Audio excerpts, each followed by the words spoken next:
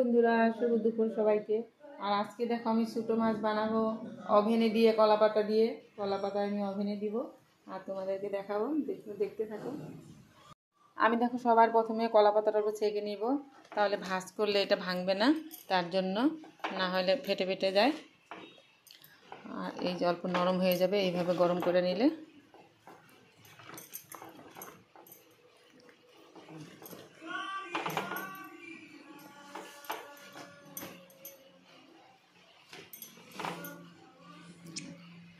আমার হয়ে গেল, এটা গরম করা হয়ে গেল। এখন ভাঁজ করতে সুবিধা হবে। এখন এই যে নরম হইলে দেখো ভাঙে না, আর না হলে পুরা টুকরা টুকরা হয়ে যায়। অ্যাকচুয়ালি এটা কাঁচা মাছ দিয়ে বানাই, কিন্তু আমি আজকে ভাজা মাছ দিয়ে বানাবো। ভাজা আমার মাছটা সাতলানি মাছ। এই যে মাছগুলো দিয়ে দিলাম এখানে। এখন আমি দিয়ে দিব এখানে লঙ্কা বাটা, তারপর আমি এখানে দিয়ে দিব লবণ আন্দাজ মতো। এখন আমি দিয়ে দেবো এখানে হলুদ,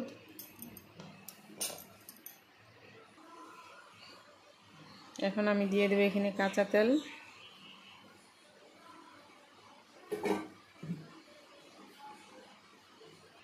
তারপর আমি অল্প দিয়ে দিব লঙ্কার গুঁড়া।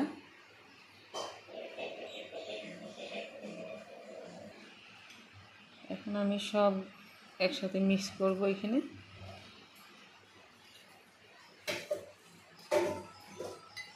এখন দেখো আমি এই পাতাগুলো দিয়ে দিব। এই পাতাগুলো কে চিনো দেখো, এই পাতাগুলো আমি এখন দিব। এই পাতাটা কিন্তু টক পাতা।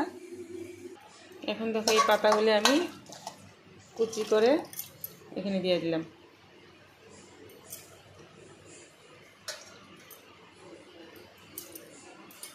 এখন আবার আমি মিক্স করব, লবণ দিয়ে দিলাম। এখন আবার মিক্স করে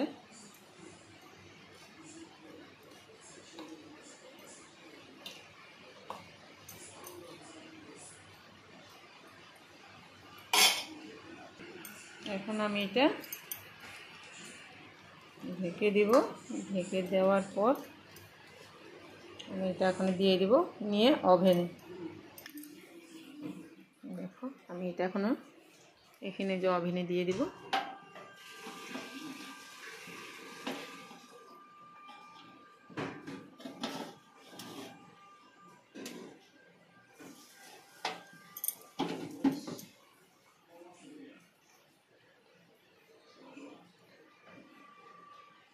আমি কম স্টিমে দিলাম। তারপর আমি মাছটা হওয়ার পর তোমাদেরকে দেখাবো, তোমরা দেখতে থাকো।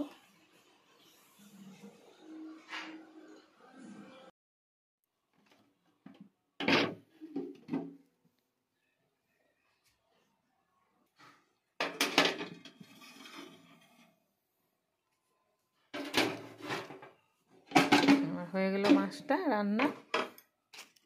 এখন দেখাবো তোমাদেরকে। এই মাছটা এইভাবে তোমরা বানিয়ে খেয়ে দেখবে। যদি কার ওভেন নাই তাহলে চৌকাতেও হয়, কড়াইতে দিয়েও হয়, ঢাকনা দিয়ে। আর খুবই একটা আলাদা টেস্ট লাগে। আমি তো খুব ভালোবাসি। দেখো পাতাগুলো দিয়েছিলাম, কি সুন্দর, একদম কি সুন্দর হয়েছে, গলে গেছে। আর এই পাতাটা খাওয়া অনেক উপকার। ভালো লাগলে তোমরা লাইক কমেন্ট করবে। আর খাইতে টেস্ট হয় টক টক। আমার ভিডিওটা যদি তোমাদের ভালো লাগে তোমরা লাইক কমেন্ট করবে প্লিজ।